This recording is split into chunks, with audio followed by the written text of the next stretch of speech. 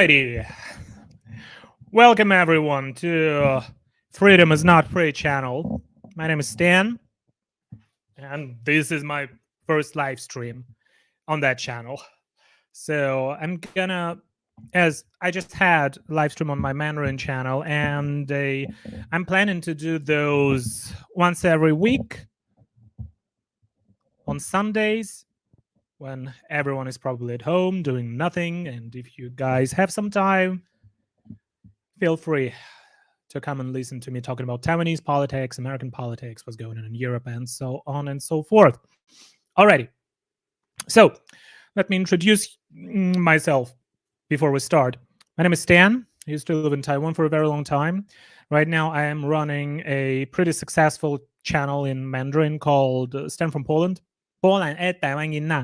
It's in Taiwanese and in Mandarin, where I talk about Taiwanese politics, American politics, and what's going on in Europe. So I used to live and work in Taiwan for a very long time. I know a lot, I think, about what's going on in the beautiful country, and I can share my experiences, my views on the political situation, and also I think as right now in the West, I am also involved in human rights research. So I think right now in the West where we live, in Europe in particular, or even in the United States, there is a very big gap of understanding what's going on in Taiwan. Plus, there is the so-called China bias thing, as we don't have as many specialists and as many professionals that know what's going on in Taiwan. And there is no such a thing as Taiwan studies, for example, in the Western universities. So, but there are Chinese studies, and many people who are given their analysis and are working within Taiwanese frameworks, they have some China background. And this is not good, because when you start communicating with Taiwan and when you start actually being exposed to Taiwan, you already have some China bias. So that's why we hear some not very correct things like calling Taiwanese people Chinese or ethnically Chinese, or not even understanding what does the word China mean and what does the word Chinese nation mean. There is no such thing. There was no such thing as Chinese nation before 1902. With a scholar in China whose name was Liang Qichao. And at that time, the Qing dynasty, the Qing Empire, they were in turmoil. And people were thinking, how can you unite the people living under that empire of different ethnicities, different religious backgrounds, different cultures under one umbrella term, in which is how 中华民族, or one Chinese nation, how this notion actually appeared in China to begin with. So in Taiwan, it is very different, because historically speaking, Taiwan was not a part of China. Taiwan was occupied, not the entirety of Taiwan, but part of Taiwan was under control of Ming Empire and then Qing Empire, but only part. There were settlements of people coming from the mainland, which is actually very similar to early Japan's history, when there were people coming from the mainland, from Korea, or from territories controlled by the Tang Empire, in what we call China right now. But calling Taiwanese people Chinese, I don't think it's entirely correct, as this is not how the Taiwanese people view themselves. They see themselves as distinct from the people in China, and they're calling themselves Taiwanese. So, and that's why I'm talking about many people being exposed to that notion. Oh yeah, Taiwan used to belong to China, then it became a part of Japan, and then it returned to China. It was not returned to China per se. I think we're going to spend a whole live stream, couple of hours, talking about how did Republic of China, how did they come to Taiwan, and the whole historical thing. But I think what people in the West, anywhere else in the world, what should be conscious about is being respectful to Taiwanese people in terms of how do they see themselves and how do they identify themselves as right now, there is a thing that in China, in the communist China, they like saying that they're going towards the rejuvenation of the Chinese nation, which is very worrying. And they consider Taiwan as being a part of their country, which is not true. The People's Republic of China has never controlled Taiwan, not a single day. Not for a single day. They tried to attack but Taiwan didn't allow this to happen, right? As Taiwan has its own pretty strong defense.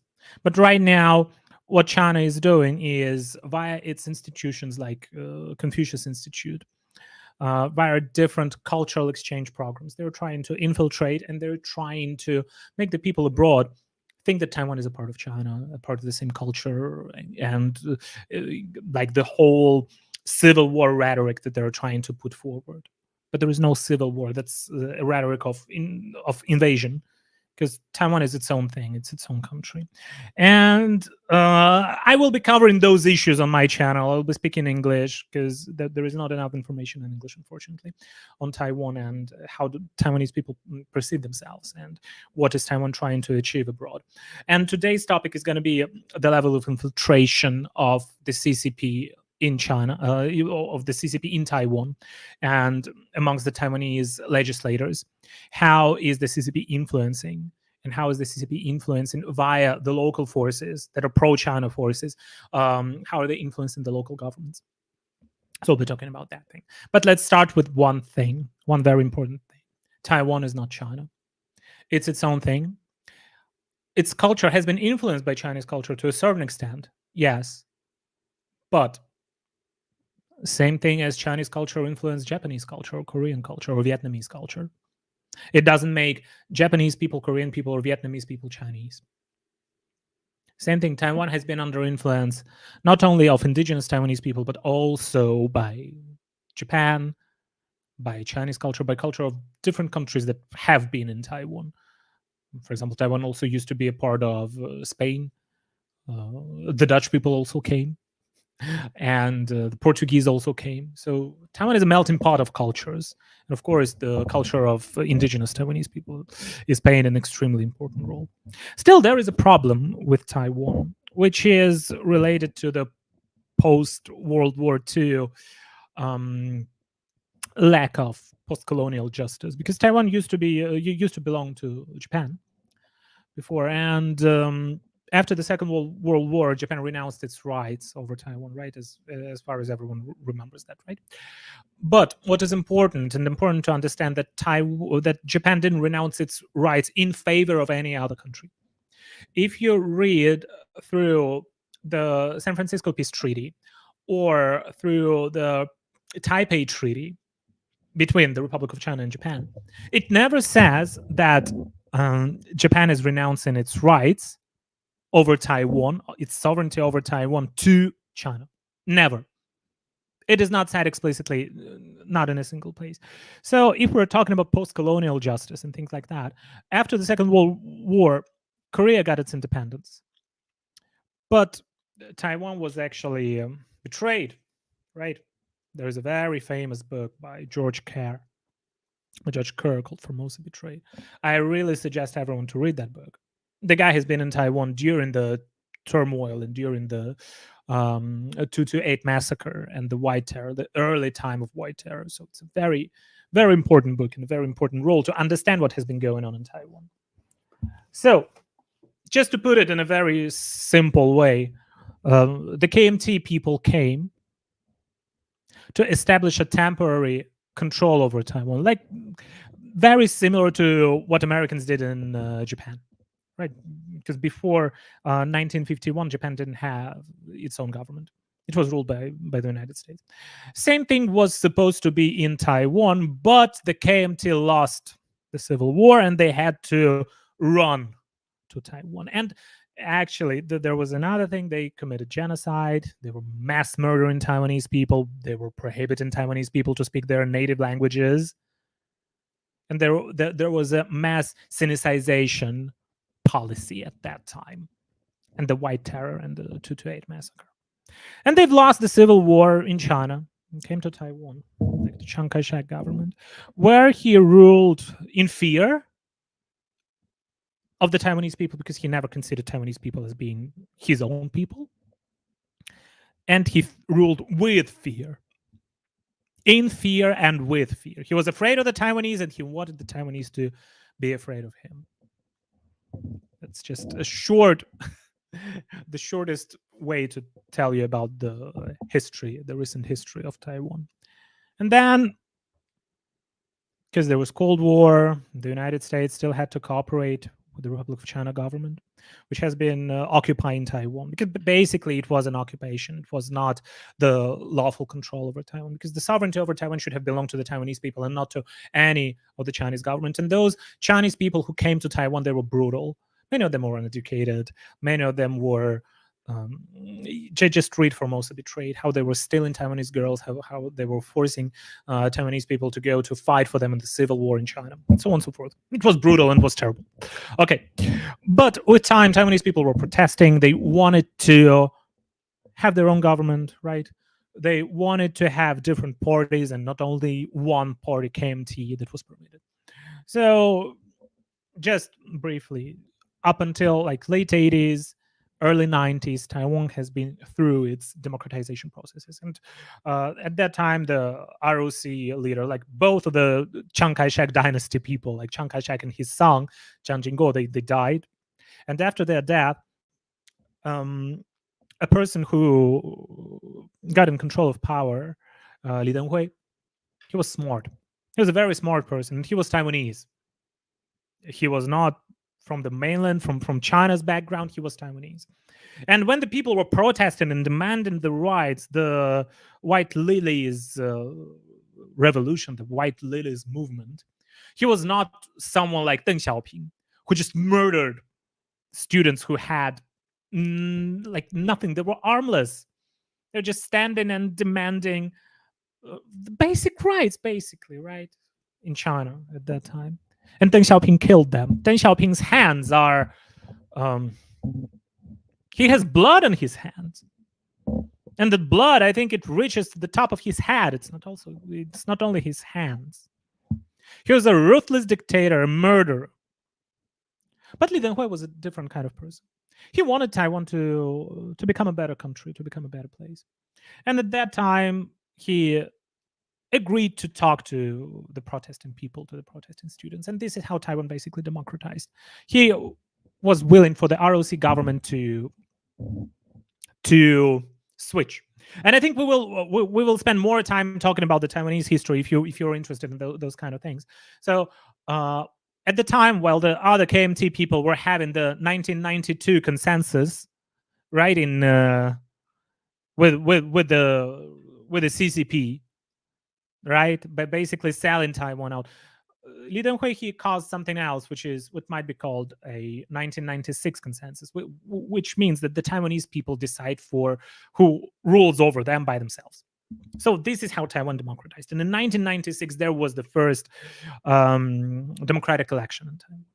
And Li Denghui won at that time. He was still representing the KMT party. But later on, there was a person represented the DPP party, Chen Shui-bian, who also became president. Then KMT again, then DPP again, and right now, President Lai Ching-te is also from the DPP party.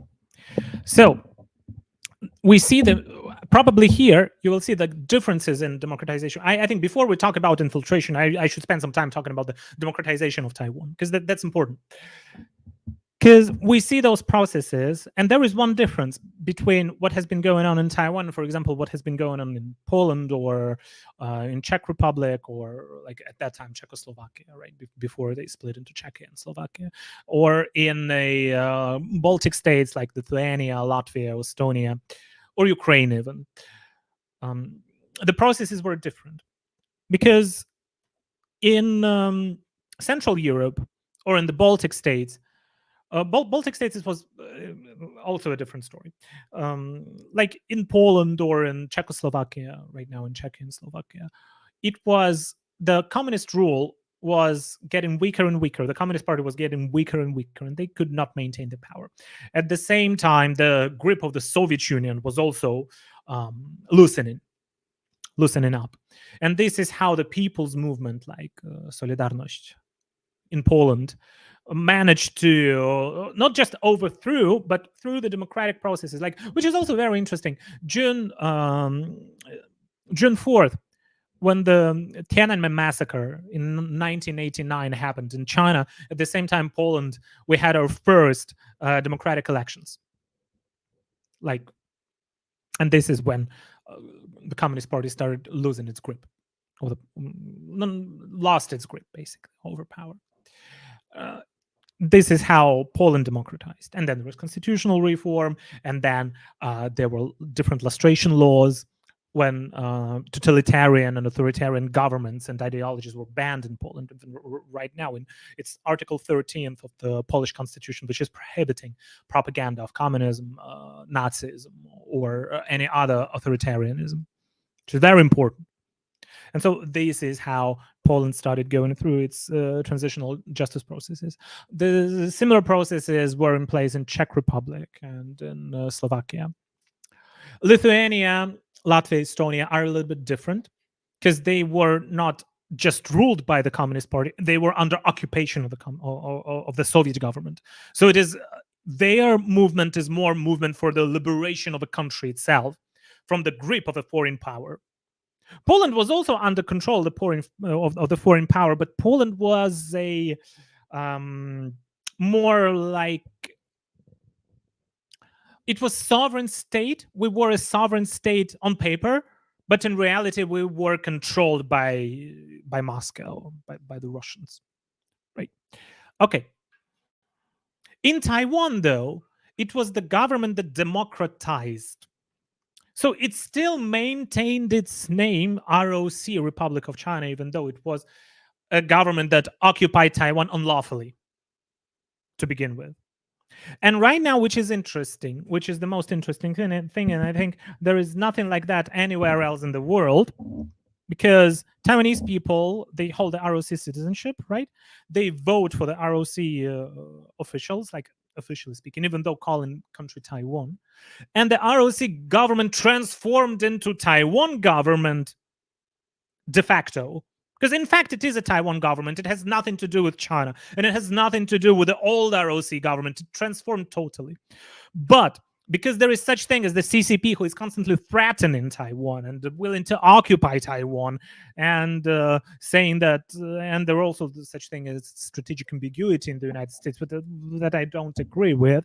Taiwan still maintains its old constitution, not its old constitution, but on paper, we still have those old names like ROC this and that, ROC president, ROC blah blah blah, and they're all always portraits of a Sun Yat-sen, who has also nothing to do with Taiwan per se, but those things are being kept. So de facto, the government transformed. De facto, it has nothing to do with the old totalitarian government. But on the other hand, there was almost no transitional justice.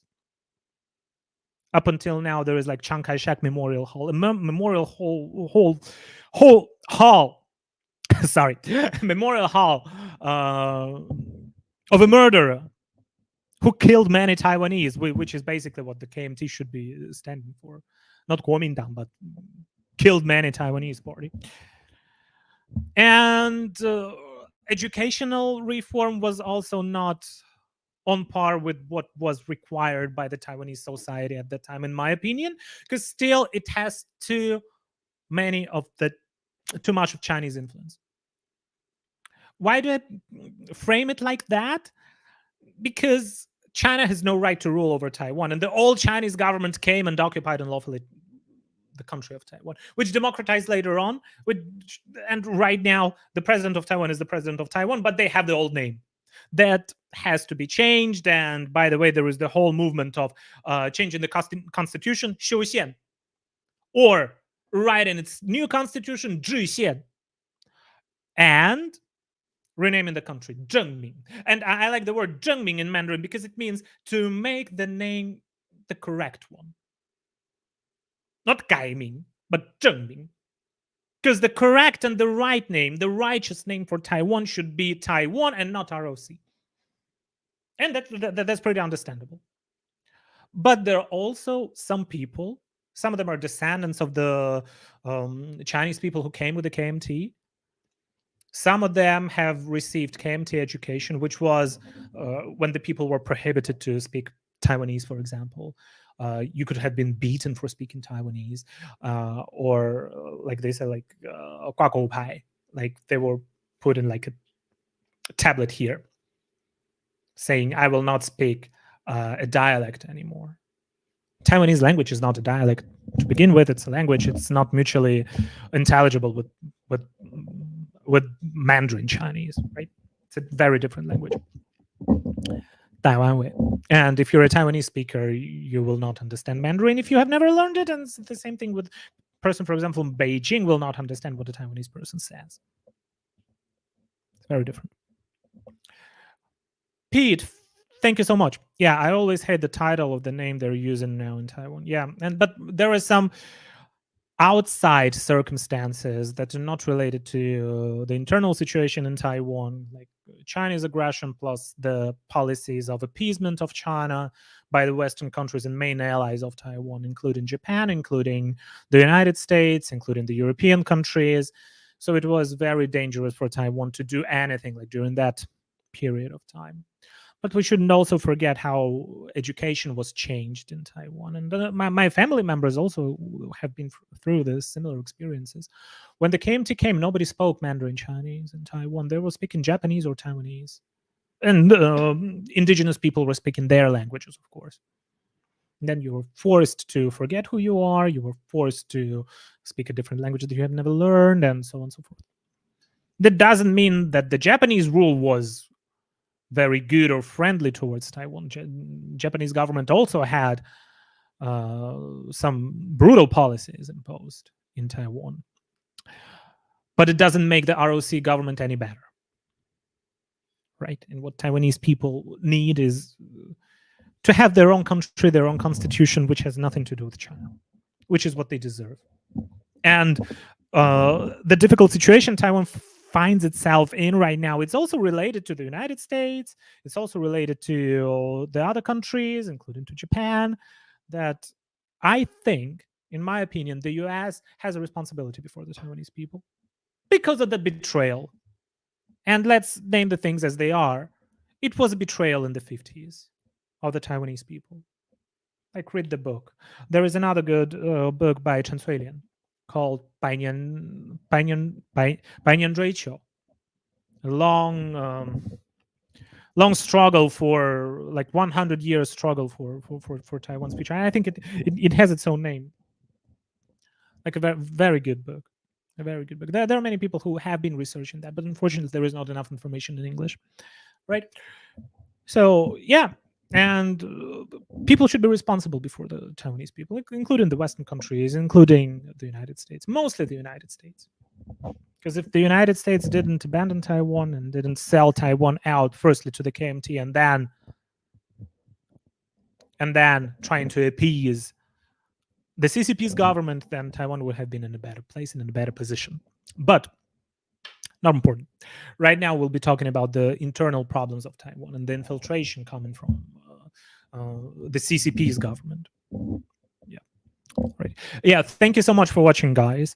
And I will be doing live streams every week on Sundays. We'll be discussing the Taiwanese issues, maybe something which is going on. And right now, there's elections in the United States. We'll probably also cover this, and the European policies and the European politics. Freedom is not free. Like, basically, this is what are we going to talk about. And this channel is not being monetized yet, so that's why I'm asking you, if you have time, just play my live streams and watch them once again. Just I need some of that watch time, and I need more views for the algorithm. Okay, so, and there is another problem. The problem that many people who have received the ROC, the pro-China kind of education in Taiwan, they became brainwashed, because you had those, like, workbooks in Taiwan before, and on the backside, and in every classroom, there were portraits of those dictators, and there was a saying in almost any classroom in Taiwan saying, 做堂堂正正的中国人. Do be a real Chinese person. Just be a real Chinese person. Basically brainwashing you constantly that you're not Taiwanese, you are Chinese. And if you were saying that you're Taiwanese, you might have been punished, imprisoned, or could have went to exile. Many of the people who were actually fighting for the democratization of Taiwan, which is also a very interesting topic, I think I should spend some time talking about it, were actually based abroad in Japan and in the United States. Like in the United States right now, there is FAPA, an organization that is promoting Taiwan within the United States, making American people more acquainted with what's going on in Taiwan. There are also organizations in Taiwan. For example, the Union for Taiwan's Independence, they were based for a very long time in Japan. Okay. So, and right now, because Taiwan didn't go through the similar processes that the European countries have been through, like democratization processes, transitional justice, saying that basically the communists are bad, what they did to our country is unacceptable, and we don't want this thing to repeat. This didn't happen in Taiwan. Nobody has condemned the KMT party. There was no trial over the crimes committed by the KMT. There was no transitional justice per se. And even up until now, in every Taiwanese city, you will find Chiang Kai-shek Street, Sun Yat-sen Road, and like very ROC history related street names, building names, like everything. There are also like Sun Yat-sen portraits being found somewhere. And even the flag of Taiwan. The flag of Taiwan is not a flag of Taiwan per se, and it is not even the flag of the ROC, because it couldn't have become a part of ROC. Why? Because it's a party logo. It's basically the symbol of the KMT party, that sun on the blue background. 青天白日满地红. Like that flag. It doesn't represent Taiwan at all. It represents KMT party. And even the national anthem of Taiwan, which people don't sing like almost never in real life, but the national anthem of Taiwan is the three principles of the people built by my party. Meaning my party is, which party? KMT party. So, and it hasn't been changed up until now. People are talking about it, but still there is not enough push for Taiwan to go through that transitional justice processes. So this is a danger that Taiwan finds itself in, and the use of that old ROC constitution that doesn't belong to Taiwan, and that is actually claiming the whole territory of China, Mongolia, some Russian territories, Vietnam, Tibet, some territories that belong to India, Japan, like almost every single country that has border with China is being claimed by the old ROC constitution. That is not being used, but that is there on paper, and this is what the KMT party like to use against the Taiwanese people. And this is the biggest danger for Taiwan as society, as they have the constitution that doesn't fit them, and the name of the country, and that there was no transitional justice, successful transitional justice. Because just think for yourself, if you are a victim of white terror and your family lives on Chiang Kai-shek Road, what your feelings would be? I think that's pretty scary. And let's also not forget about another thing, that not only the education, which is the problem, but also that Taiwanese businesses and enterprises that became very successful in the 80s and the 90s were affiliated with the KMT government and the KMT rule. So KMT up until now has a lot of influence over Taiwanese people. And this is sad. And this is bad. This is actually very bad and very dangerous for Taiwan. And there hasn't been enough push. There are changes. Slowly, fewer and fewer Taiwanese people are calling themselves Chinese. It's like less than 2% already. But if you will start talking about constitutional reform or returning the ill-gotten party assets, they will say, "Oh, let's just maintain the status quo. China might want to attack," and things like that. They just don't want to put those, to actually face those kind of issues. And this is what is being used by China. So even though Taiwan is a democracy, it is a democracy, but it hasn't been through the processes that the former authoritarian states, like Poland, like Czechia, like Slovakia, or states that have been occupied, like Lithuania, like Estonia, like Latvia, have been through. So this is the main problem that exists with Taiwan, unfortunately. And Taiwanese people will have to face it sooner or later. Right? And right now, let's go to the main topic of today's, which is the CCP's infiltration within Taiwanese parliament, legislature, the legislative yuan. Okay. Why is it important to say all of those things about the ROC and the naming and so on and so forth? Because it is related to why do the KMT people get so many votes? Because right now, the majority in Taiwanese legislature is the KMT party. KMT and the TPP party, which has been pretending to take the middle road in between the TPP and the KMT, but in reality, they're pro-China. Like the head of their party, Mr. Cohen, who used to be the mayor of Taipei, he said that both sides of the Taiwan Straits are a family, and Taiwan should embrace and improve relationships with China, increase exchanges with China, invite more Chinese people to work in Taiwan. Because you see, whenever Taiwan has any kind of problems, like for example, like fertility rates are very low, or it's very hard to find employees for companies, or where to sell their agricultural products, and so on and so forth. KMT and TPP, they will say only one thing: China, China, China, China. They have only one answer to any questions that Taiwan has. It is China.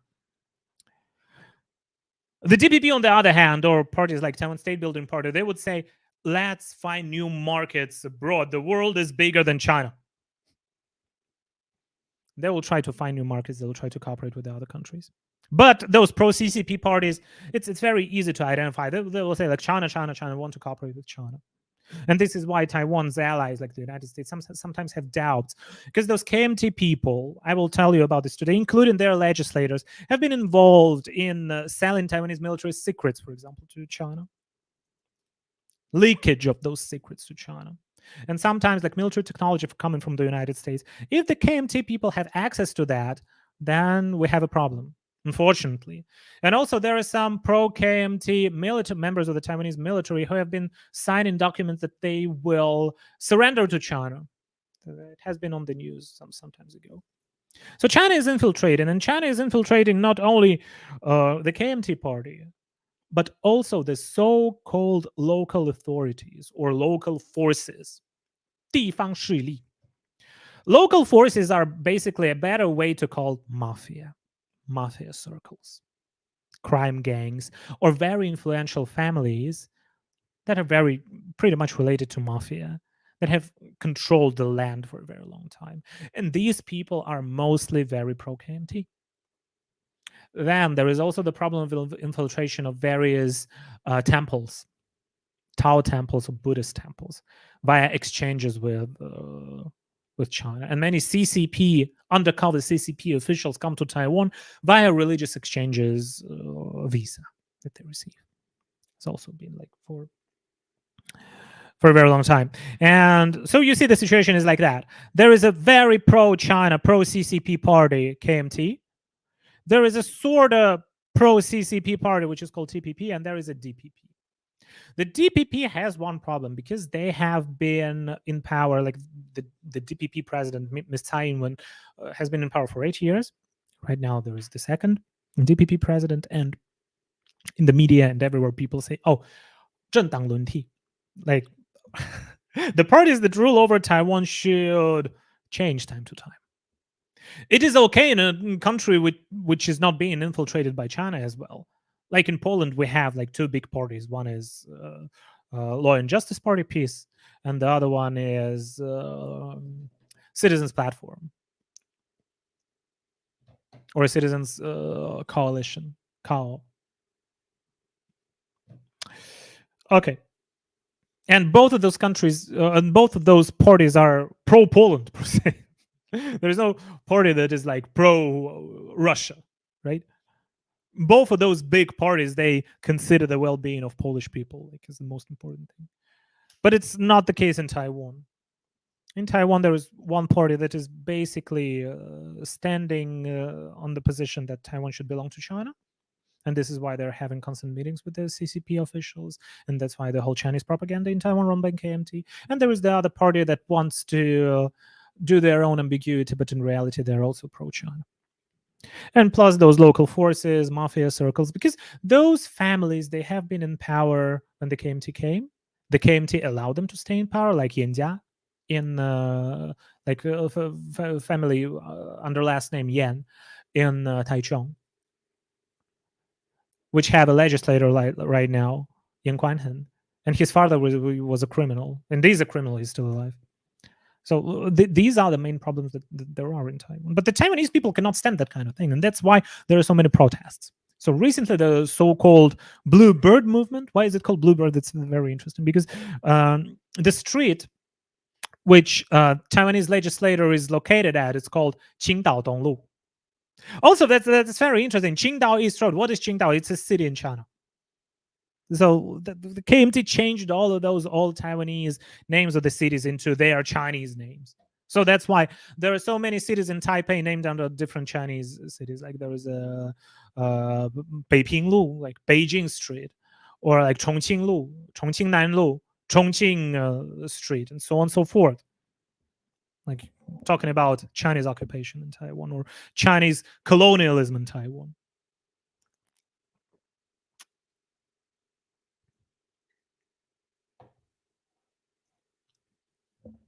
Okay. Even the Catholic churches are not fully clean. Yeah, absolutely, and especially right now with with Pope Francis, who's trying to build some relationship with China. That's also might be pretty dangerous. Okay.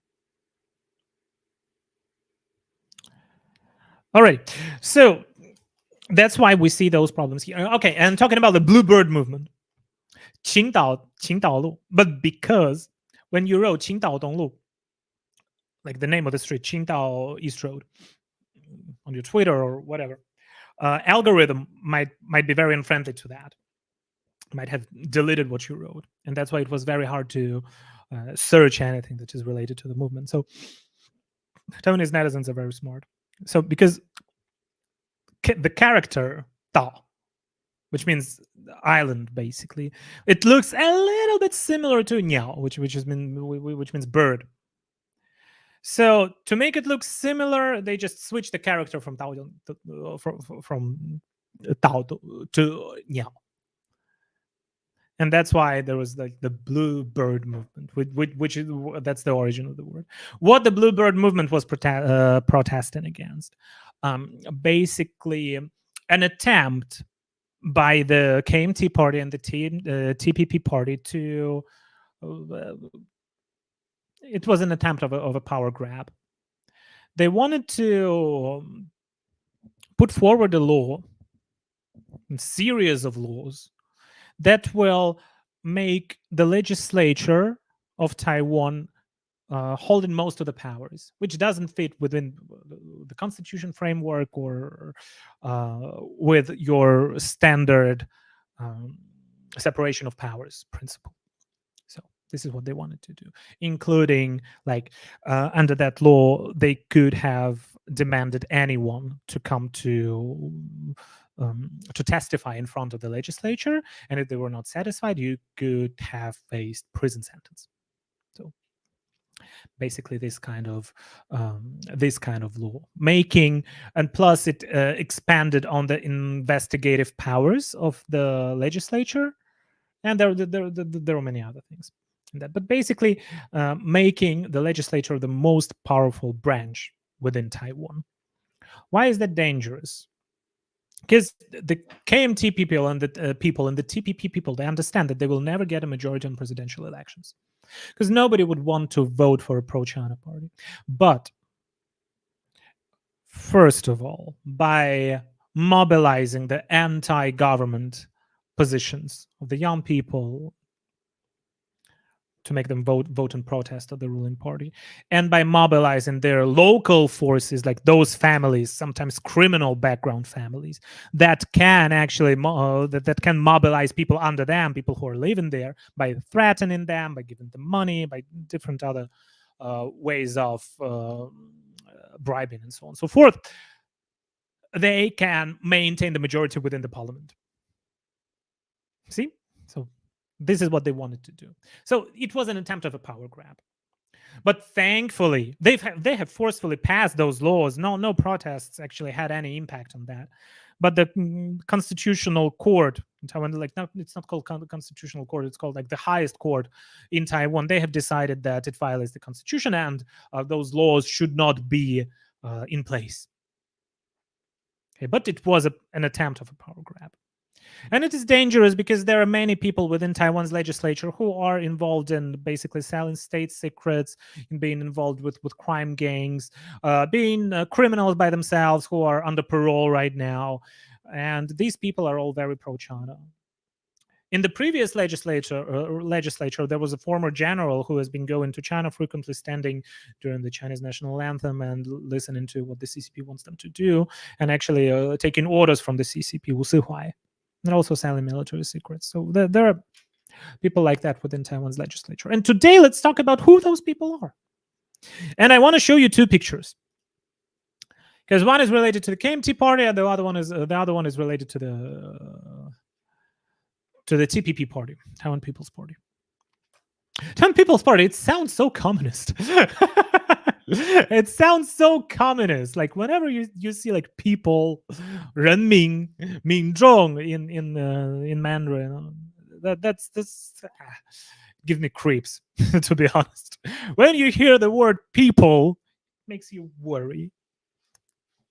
Not we the people, but like National People's Hall or People's Hall or People's Party or whatever.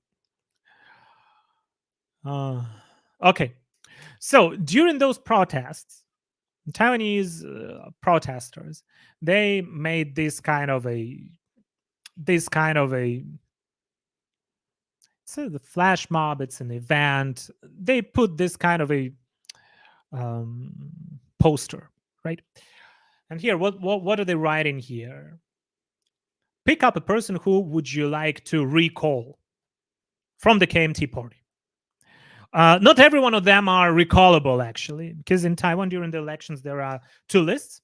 One is the party list, and one is the list of the region, like local representative list.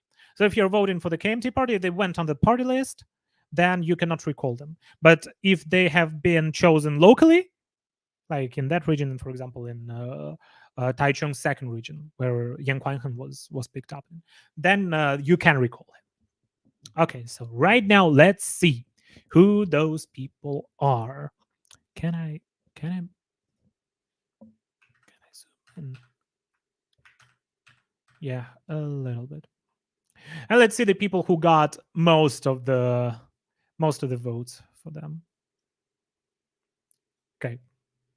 Very important one. Very important one. Okay, let's start with Luo Zhiqiang. Has a lot. You cannot almost you almost can see his face here. Luo Zhiqiang is an MP who won over Miao Boya. Miao Boya is a very prominent politician, a very successful Taipei city councilor. Has very good policies, and very strong one, and very anti-CCP, very pro-Taiwan. How did he manage to win? Because the region where he was, the sector where he got elected, is in Taipei. Taipei is a very pro-KMT city. It's blue as it can be, and the region within Taipei where he got elected, the sector within Taipei, was the bluest of the blue. It's called Da'an. Many of those old KMT people live in there. Like sometimes I make a joke, because trash cans are blue in Taiwan. If you put a trash can and wrote KMT on that, the trash can could have gotten elected in that region, in that sector. Okay. What is he famous for? He's famous for basically running troll farms and having a so-called PR companies, but basically like internet troll companies, like doing fake views on YouTube channels and so on and so forth. Basically pushing pro-China propaganda. Then next to him, the other person who said that she will sue me, Xu Xiaoxing. Sue me for telling the truth, probably. Who is also one of the worst pro-China politicians in Taiwan, and with very despicable behavior patterns and the very despicable ways of conducting her campaigns. Like she pretended that her competitor within the KMT party, Fei Hongtai, she pretended that he pushed her. Then she was grabbing hands of the other politicians, then spreading lies, going after your usual Taiwanese citizens. Very bad person, and one of the probably worst city councilors within Taipei. So you see, she has so many dots around her. Many people do hate her in Taiwan. Then there is Wang Hongwei. Wang Hongwei is also from Taipei. You see, there is a pattern. Most of them are from northern Taiwan. Wang Hongwei, she is a frequent guest on Chinese TV. She is very anti-American, anti-Taiwan also. She thinks that Taiwan should belong to China. And whenever she is on the Chinese TV, she's pretending to have a Chinese accent. She doesn't speak like that in Taiwan, but once she is on Chinese TV, she is saying with a very prominent Chinese accent, which also, like, it sounds like as if a Taiwanese person pretended to be Chinese.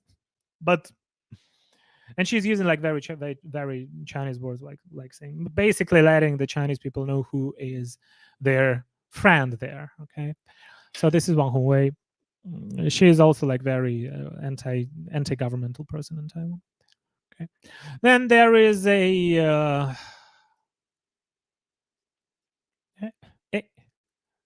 can't move it.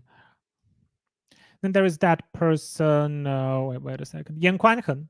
Yeah, Yan Kuanhen is one of those 地方势力 families, like old families that I've been talking about from central Taiwan.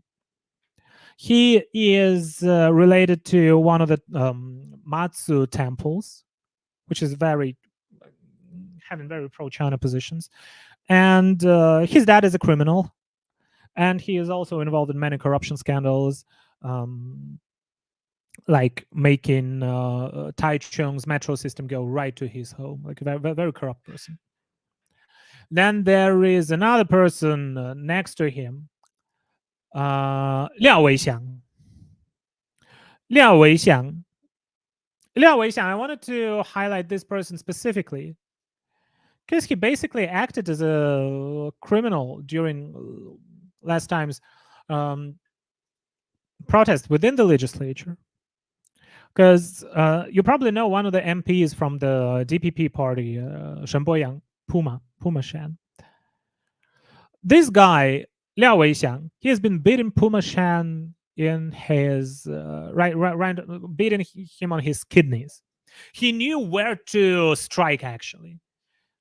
And I don't know if he will be fined for that, or if there will be an illegal action against him, but basically acting as a criminal. Like I cannot find any other word. Like beating a person. And those KMT people, what is interesting is how are they they're not hesitant to use their hands and their feet against anyone whom they disagree with. There is another legislator from Kinmen Island, Chen Yuzhen, who's been beating people, fighting with people, throwing pigs' intestines at people. Like they're acting like basically as a criminal gang. But the KMT party started out as a criminal gang, started out by cooperating with Shanghai Blue Gang. Chiang Kai-shek was a member of a Shanghai Blue Gang, so probably they know where they come from. And then there is Ye Yuanzhi. Ye Yuanzhi is also an interesting person. He is a frequent guest on many Taiwanese TV shows. He got elected by a very small margin. Why was he elected? Probably because his competitor, Luo Zhizheng, there was that fake video spread online about Luo Zhizheng, and some people believed in that. So probably there was that marginal difference between the votes. So that's the KMT party. Basically, you see, and also, the one that I wanted to tell you about here is Ma Wenjun. Like the person here with probably the most stickers, Ma Wenjun. Ma Wenjun is a traitor. And she is the person who did what? sold, leaked the Taiwanese submarine secrets to foreign agents. This is what she did. She is on a committee within the Taiwanese legislature, which is responsible for foreign policy and defense. She got reelected after that. She's from Nantou. Nantou is in central Taiwan.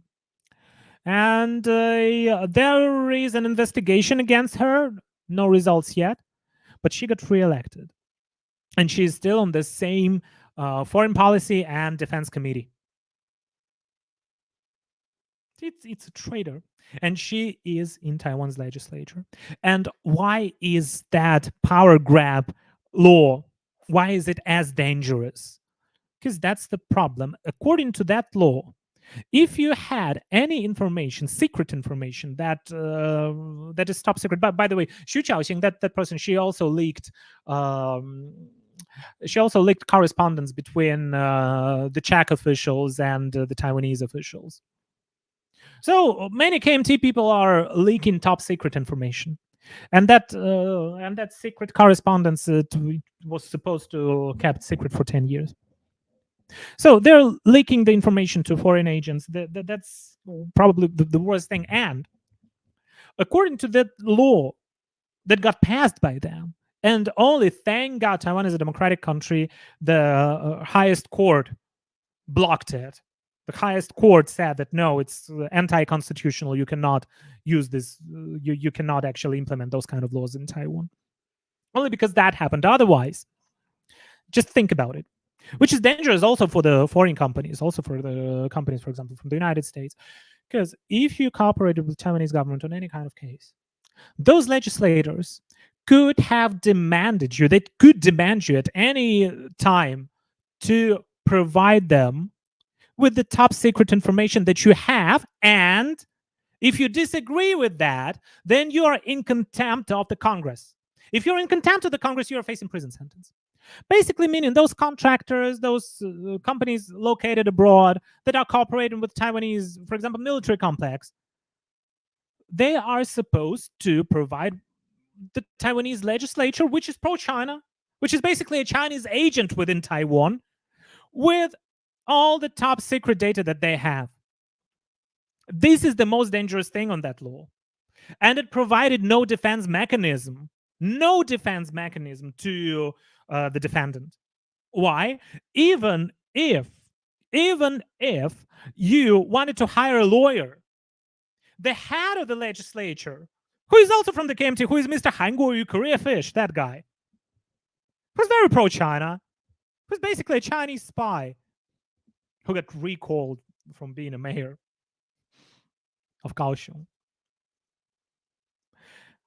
He's supposed to agree first, and only after that you can have a lawyer while testifying before the Congress.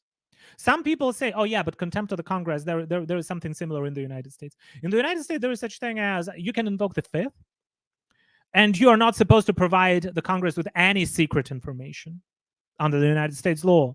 There are mechanisms of self-defense there. And in Taiwan, talking about the investigative power, the separation of power in Taiwan works a little bit different. They have 5 branches of power, not 3. And so the amount of power that the U.S. Congress has and the mechanism that the U.S. Congress and the U.S. Constitution provide you with, it's very clear, and it's much wider than what people within the KMT and the TPP wanted to do and wanted to give you. So basically, it was an attempt of a power grab. It was an attempt of a power grab. So this is the KMT and the people that are elected within the Taiwanese legislature. Basically, a bunch of traitors. And that's why sometimes when people ask, oh yeah, it seems like the United States doesn't trust us fully. Because the United States understand, the government of the US understands that if you provide Taiwan with very sensitive information, it might be leaked by those KMT traders within the Taiwan's legislature. And why there are so many KMT traders within the legislature? I think it's also related to the fact that Taiwan didn't have the transitional justice reforms that were supposed to be there. And still the old Chinese system of education is still very strong in Taiwan. And it's very hard to reform because everyone is afraid that China would attack and find a pretext to attack. That's why there is all those talks about maintaining the status quo. Okay. And here we have another picture. Here's the TPP party. The list is smaller. But here I wanted to highlight one person, Huang Guocang. Huang Guocang, let me show you his bigger picture. I have his bigger picture somewhere. Yeah, Huang Guocang. KC Huang. Yeah, that guy. KC Huang. Who is a lawyer. He received education in he graduated from Cornell. He has a PhD from Cornell. Okay. He's a lawyer, and how did he become popular, and how did he become a politician in Taiwan? During the Sunflower Movement in Taiwan, he was a member of the New Power Party that was pro-Taiwan independence. It was pro-Taiwan before. And he rose to power basically by fighting against the KMT.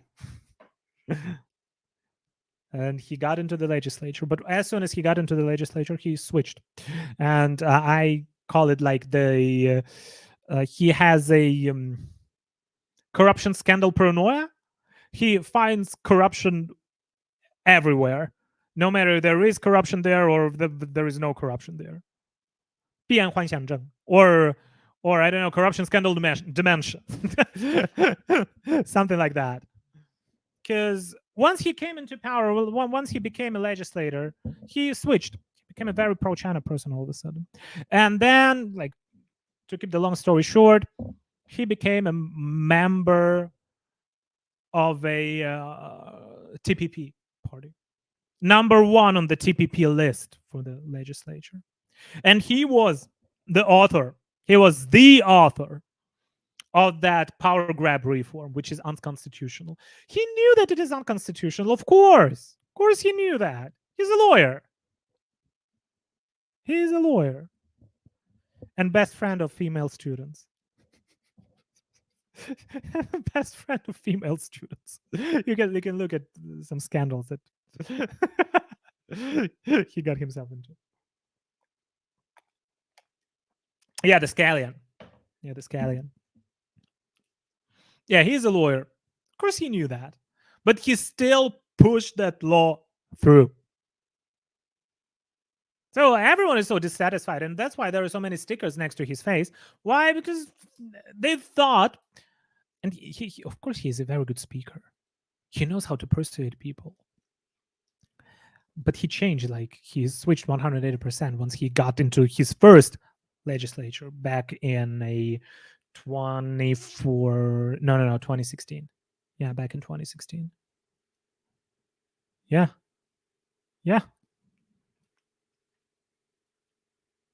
Very dangerous person. Very dangerous person. Right now, he's basically acting as a Chinese asset within the Taiwan's legislature, and he was the author. So he pretended to be pro-Taiwan just to switch sides. Just to switch sides one day. And there are many people like that, and that's why I wanted to share another picture with you, which is made by the Taiwan State Building Party. It's called 10 CCP assets. It was made in 2022. So, but most of them are still in power. So let's just take a look at who these people are. Tsai Ing-ming is the head of the Zhongtian CTI TV channel, a very pro-China TV channel. He is calling himself Chinese. He was saying, like, in Taiwanese language, "What do you see, yeah, I'm a Chinese. I'm a Chinese." Everywhere. Then there is a former, and the current head of the KMT party, Zhu Lilun. Then Elon Musk, he has a Chinese asset to a certain extent, yeah. But I like to have a look here. Ma Ying-jeou, let's start with that guy, former president of Taiwan. And why am I going to talk to you about Ma Ying-jeou, because he still has some importance and some weight within the KMT party. And those scandalous people like Xu Qiaoxing, like Luo Zhiqiang, who is running the troll farms in Taiwan, they all came out of Ma Ying-jeou's office. Luo Zhiqiang used to be a spokesperson for Ma Ying-jeou, and Xu Qiaoxing used to work in the Ma Ying-jeou's office. So they are brought up by Ma Ying-jeou.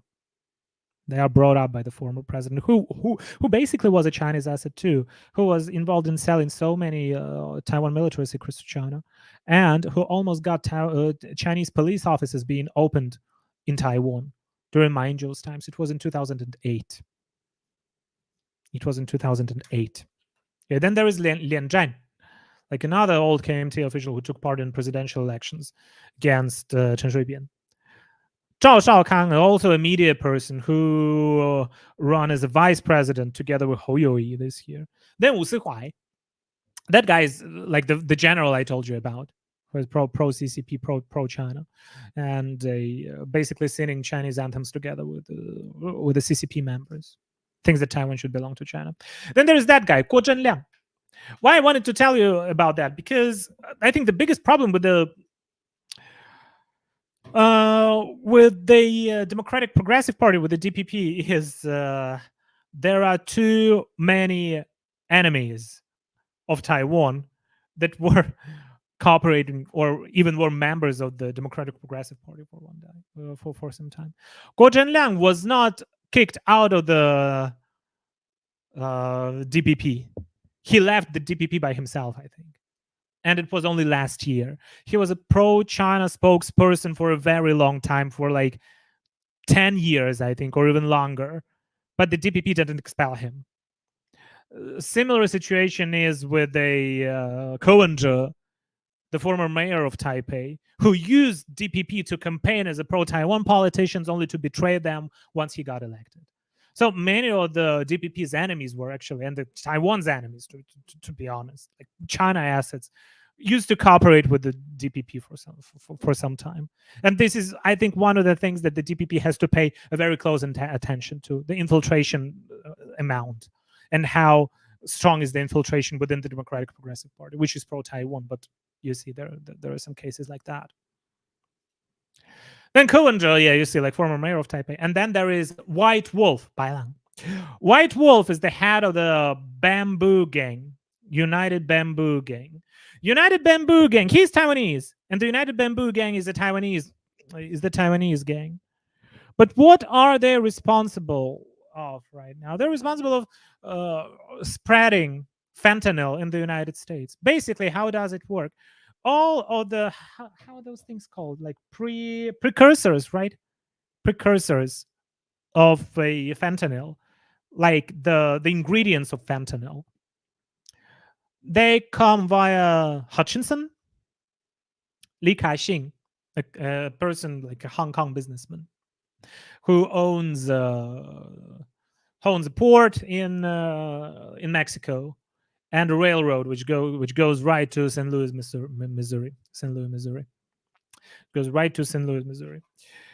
So he helps in transferring the precursors, right, the ingredients of fentanyl to St. Louis, and then it is being spread not by cartels like Mexican cartels, no, but the United Bamboo Gang by White Wolf. So it's a very Chinese thing. And White Wolf, he's calling himself Chinese, and he's a drug lord. He's a drug lord, and he still lives in Taiwan, and he's not arrested. He runs freely. A person who is responsible basically for deaths of 100,000 people yearly from fentanyl overdoses, White Wolf, is still running free. And he is also the CCP asset. Yeah, Lian Huang, he's a singer, or Hong Xiuzhu. Hong Xiuzhu used to be the head of the KMT party, and she is denying the Uyghur genocide. She's traveling to China often. She says that China should belong to Taiwan. China should be a part of Taiwan. And she's a person who hired gang members to hunt me down. That person, that woman. Some CCP, pro CCP gang members hiding in Cambodia. And then there is Han Kuo-yu. Of course, current head of the legislature. This picture is dated 2022, but I think it's pretty accurate. And most of those people are still there and are still in power in Taiwan. And I think that's very important to talk about those people in English because there is not so much information about it. They are Chinese spies. They are not working for the benefit of the Taiwanese people. They're working for China. They are working for China in Taiwan, and they're trying to make Taiwan a very pro-China society. And they represent the old authoritarian, totalitarian government. And that's why Taiwan is always like, how can you describe it? Only one step away from slipping down into authoritarianism. Because there is still KMT party. And there are still supporters of the KMT party in Taiwan. And this is a very dangerous thing. So yeah, this is basically what I wanted to talk to you about. What do you guys think? That's, I don't know, maybe we can do a call in. Yeah, why not? Yeah, let's do a call in English. You want to call? Who do you want to call? Who are you going to call? Ghostbusters. I don't know. If you want to talk to me, we can do some English call-ins. Here's the link, the StreamYard link. And if you're interested, we can have a short conversation and talk about the current events in Taiwan. And I'm kindly asking you, because I want this channel to be monetized and I want to publish more on this channel. Please watch this video. Please watch my live stream. Please, I don't know, share it with your friends, with someone who is interested in Taiwanese politics. Huang Guocang, is he a doctor of American law? He is. Yeah, he is. He graduated from Cornell. And I think with Cornell, what's interesting that one of the persons that one of the people who I really do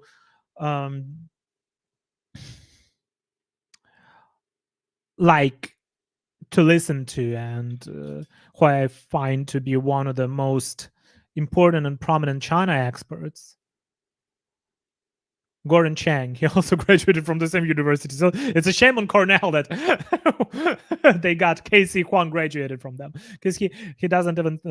I mean, in Mandarin there is a saying, 知法犯法, or 知法玩法. You know the law and you play with the law. Like, that's what he's doing. He knows the law and he's playing with the law. Yeah. My own feelings and actions are not like those in the United States. I consider nah, I wouldn't do comparisons like that, even though they like to compare the DPP with some radical right organizations. Yeah.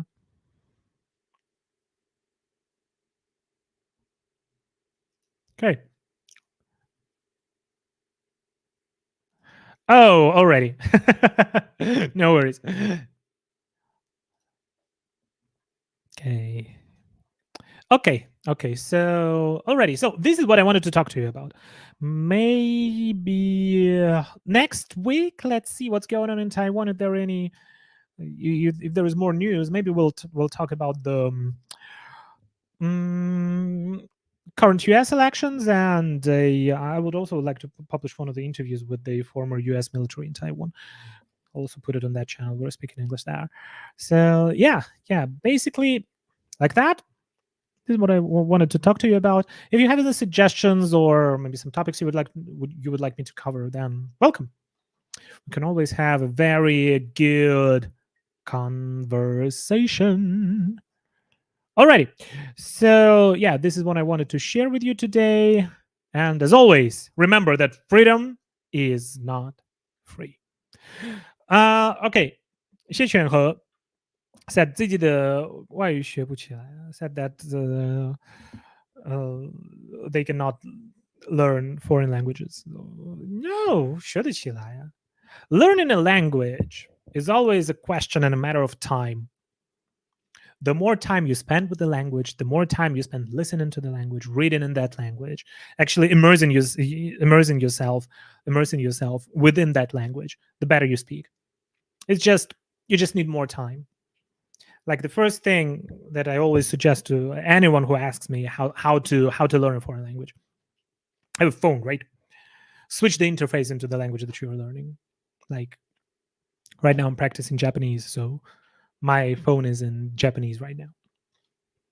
Like the interface, everything, and force yourself to listen to podcasts, listen to like TV news, try reading some articles. Yeah, it would be hard in the beginning, but with time, it gets better and better and better.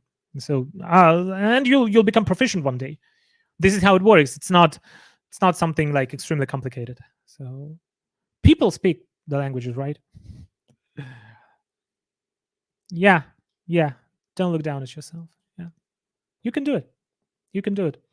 If it's English, then I think it's one of the best languages to learn, actually, because there is such a vast amount of media, literature, music, like everything in English. So it's very easy to get yourself exposed to the language. So yeah, that's not too hard. Just try spending more time. Immersion, it's very important. Immerse yourself into language. And I mean, listen to the news and try first.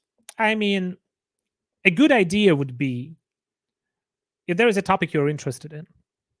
For example, I don't know, if you like cars, there's some very good car channels in English, and watch those channels. And probably some of the words you would recognize, and that's the topic you're interested in, right? You like listening about those kind of things. So you can, or like Japanese, if you like Japanese culture, like Japanese music, or I don't know, manga, anime, just watch it. If you do something that you like, if you do something that you like, then you learn very quickly.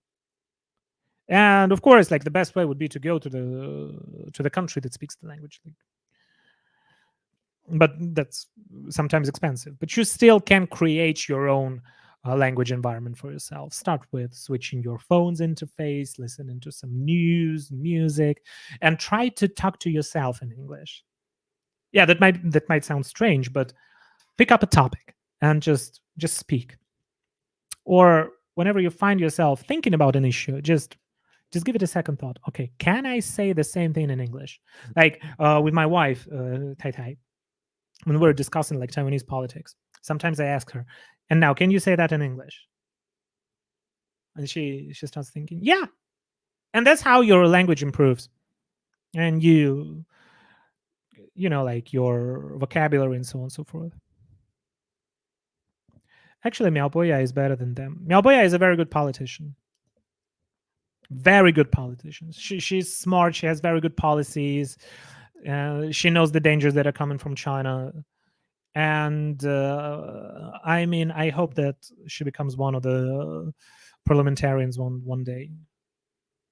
Like one of the people I really think is worth following, and 'cause she's also a lawyer. Like she has a legal background, so whenever she's talking about like some of the scandals within the party, or whenever anything like violates the law, she's very good, like very good. And she has very interesting live streams. If you speak Mandarin, then watch her live streams. It's like I really do suggest doing that. Last time when she was discussing that some of the propositions that were put forward by Fu Kunqi. Oh yeah, Fu Kunqi, another guy from Hualien. Another guy from Hualien, also a local boss, local force in Hualien. Very, very, very bad guy, corrupt as it can be, and he actually is under parole right now.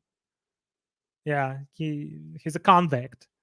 He's a convict for he has been convicted for I think it's something like illegal stock trade or something that related with stock exchange related. Yeah, like a financial crime. So he's a convict. And before the Bluebird protests, Fu Kunqi. Let me show you. Let me show you the guy. Let me show you the guy. Yeah, there he is. That guy. He is also on a thumbnail for this stream, like that guy. He was put forward a proposal to build a like two crazy things. Number one was a high-speed rail across Taiwan, covering the eastern part of Taiwan, and secondly, the highway running from the central Taiwan through the mountain chain, the central mountain chain of Taiwan, and ending in in the eastern Taiwan, and those projects were supposed to be completed like in a very short amount of time, and which is crazy. Those infrastructure projects, the spending was like more than yearly budget of the entirety of Taiwan. So basically, what does it mean? That he wanted Taiwan to join the Belt and Road Initiative, because only under Belt and Road could you get such an amount of money, and this is what China promised. That if you join the Belt and Road, you can build, you can have those infrastructure projects, and this is how Taiwan will be more connected, like internally. And then there were like some projects to link Taiwan with China. So another Chinese asset, and Taiwanese people can't afford that. I mean, a proposal that is worth like Taiwan's yearly budget for what? To bring the high-speed rail and highways to eastern Taiwan? It's not economically feasible, because most of the industrial hubs in Taiwan are located in the west. It is not economically feasible. You should first build like better roads in the eastern Taiwan, and then think about if there should be a high-speed rail, or you should drill a hole within the central mountain range of Taiwan. And why did he put forward that initiative? Basically, it was that there was another reason for that. It was a matter of filibustering, but like another kind of filibustering, not to let the DPP members to protest against the KC Huang's power grab package of laws. So they spend a lot of time discussing his package of laws, and then just a little bit of time, no discussion. Okay, then KC Huang's laws are passed. Like, not filibustering per se. Like, filibustering is to bury the law, to bury the bill. But it was like just to spend some time and to pass the bill as fast as it can be passed, not to cause any discussion within the Taiwanese society. So basically, like that. It's also very bad guy, very bad guy. Like also a Chinese asset within Taiwan. Yeah. Yeah. Ong Xiaoling, yeah, another Chinese asset. Also with very dangerous rhetoric when she has been. Oh, wait a second. Who was that? Was it Lin Jialong or Gu Lixiong? I think it was Gu Lixiong, when she was asking him if a map that covers the entirety of China, Mongolia, some parts of Russia, India, like other countries, if it's the map of the ROC, and that if ROC should respect that, basically demanded the Ministry of Defense of Taiwan to say that, yeah, Taiwan as a country is going to go to war with all of those countries that are next to Taiwan.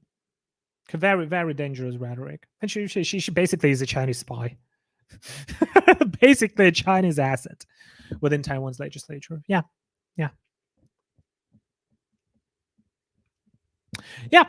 Basically things like that. Okay, so I think it was not bad for the first live stream, right?